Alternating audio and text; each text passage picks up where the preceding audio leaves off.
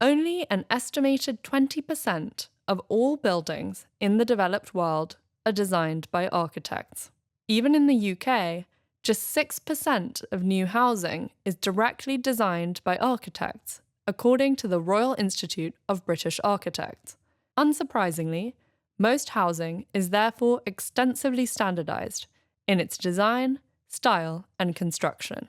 Our analysis of 4,074 houses completed by 2021 in England found very similar layouts, which could be reduced to just 129 standard house types that are specific to different house builders. Housing built at scale is standardized for economic efficiency, but also due to regulations and house builders favoring repeatable model solutions. This study of housing standardization examines the far-reaching impact of design governance on the type and quality of new housing. Housing design governance is shaped by mandatory and voluntary policies, regulations, standards, codes, and guidelines. It reflects the regulatory cultures, regimes, and instruments adopted by the government and housing sector within a jurisdiction. Importantly, it is also influenced by socio-political housing agendas, changing socio-technical norms, and socio-cultural housing expectations. Design governance is further determined by the available evidence base and organisation-specific decision-making processes within housing systems, markets, and providers, as well as underpinning economic, technical, spatial, and social reasoning. We are interested in the housing produced by design regulations and standards, whether with or without architects, and how residents experience and perceive their homes in different regulatory contexts. We studied England, Chile, Spain, the Netherlands, Switzerland, and China to understand how design governance is specific to a time and place, focusing on subsidized housing, including social, public, and affordable housing, where state intervention and regulation are essential. This investigation into design governance started with a history of housing through the lens of acts, regulations, and standards. There have been important changes over time in the motivation for the formal regulation of housing design and quality. These are often justified as a safeguarding of health, well-being, and public safety, and in response to significant historical events. In the UK, for example, early housing-related acts of Parliament, such as the Rebuilding of the City of London Act of 1667 or the Building Act of 1774, set construction standards to improve fire and building safety in response to the Great Fire of London in 1666. The 19th century saw the Public Health Acts of 1848 and 1875 improve urban sanitation to prevent the spread of infectious diseases, mandating sewage disposal, refuse collection, and clean water supplies. In the 20th century, the Housing Acts of 1930, 1949, and 1956 promoted minimum housing standards, slum clearance, and public housing, with post-war council housing becoming the predominant housing supply in the late 1940s to mid-1950s. More recently, new legislation on sustainability, energy efficiency, and biodiversity has been introduced in response to climate change. Changing design governance reflects the central role of housing in economic and social welfare transformations. The need to provide affordable and salubrious housing to the working and increasingly middle classes has been a major driver of change throughout history, as has housing financialization.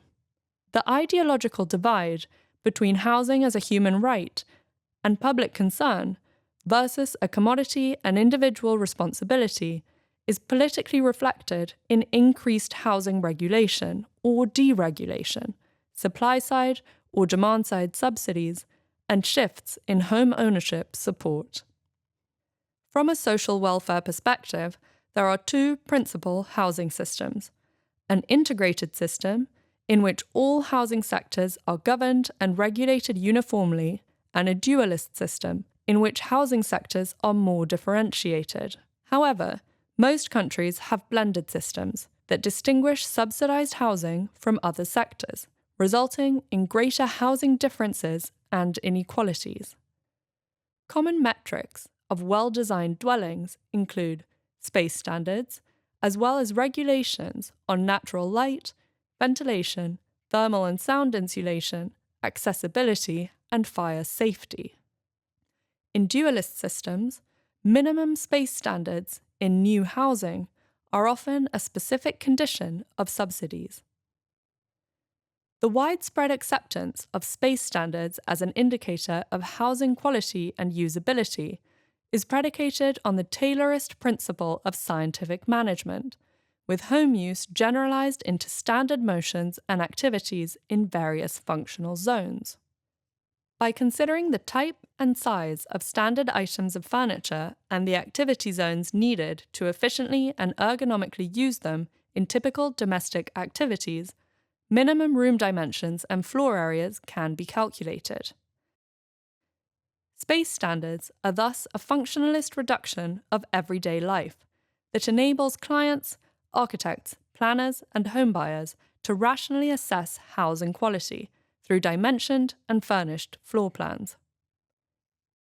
Despite the introduction of the nationally described space standard in England in 2015, we found that only 37% of local authorities have adopted it. Of 9,876 recently completed homes from 153 affordable and mixed-tenure developments across England, only 43% meet the standard.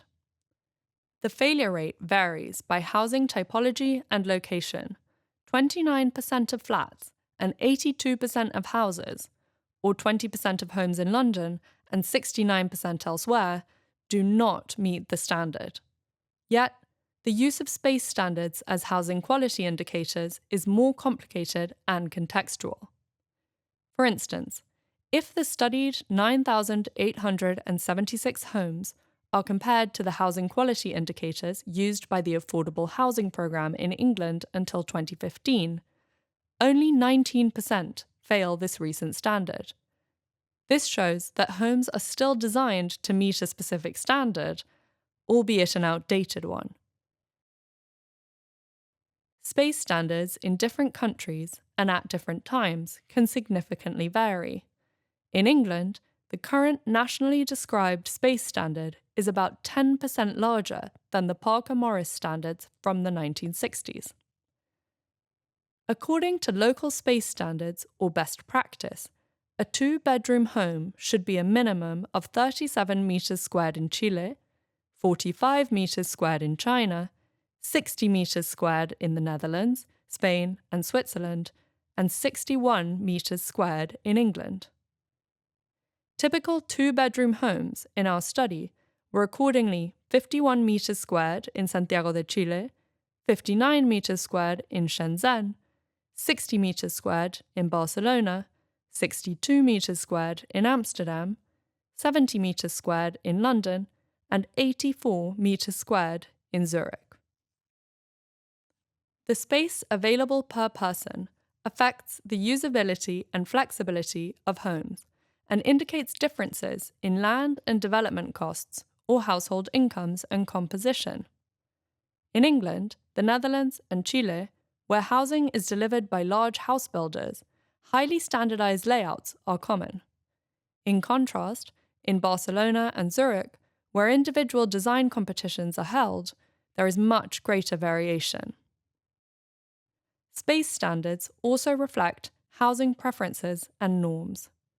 In England and Chile, room sizes are hierarchical, with second bedrooms often designed to just fit a single bed and a small desk and wardrobe, assuming the needs of a family. In comparison, in Zurich and Barcelona, all rooms tend to be large enough to fit a double bed, offering greater flexibility in home use. There are vast differences in national housing expectations. For example, The average home is 40 meters squared in Hong Kong, 66 in Chile, 97 meters squared in England, but 186 meters squared in Australia. Even supposedly simple things, like standard furniture and activity zones, are inconsistent. A single bed is 91 centimetres by 191 centimetres in the UK, 90 centimetres by 200 centimetres in Europe, and 99 centimetres by 191 centimetres in the US. Space standards, therefore, offer only a limited understanding of housing quality and home use or lived experience. Cultural and personal differences in how much space is deemed enough, or what services, amenities, finishes, and fittings are expected in a home, are an essential aspect of housing satisfaction and quality. They are shaped by the places someone has grown up or lived in, homes they know through family or friends, or from TV shows and magazines. There are significant discrepancies between what designers, house builders, regulators, and occupants might mean by housing standards and housing quality. Consequently, we studied how people furnish and use their homes, as this tends to be very different from the idealized plans drawn by architects, to gain insights into the differences between assumed and actual dwelling use, daily routines, and housing quality perceptions. Our lived experience studies included surveys and interviews with residents, interior documentation, and live motion tracking of occupants to analyse home use. For occupants, housing security and the ability to maintain and change homes as needed are essential for their well-being and positive lived experiences. Our study shows that standardised approaches to housing regulation and design are most problematic for those in greatest need of protection, and that universal space standards and regulations require greater flexibility. Therefore, future housing standards and design governance need to take greater account of lived experiences and social expectations and values, as these determine socio-spatial realities and housing perceptions.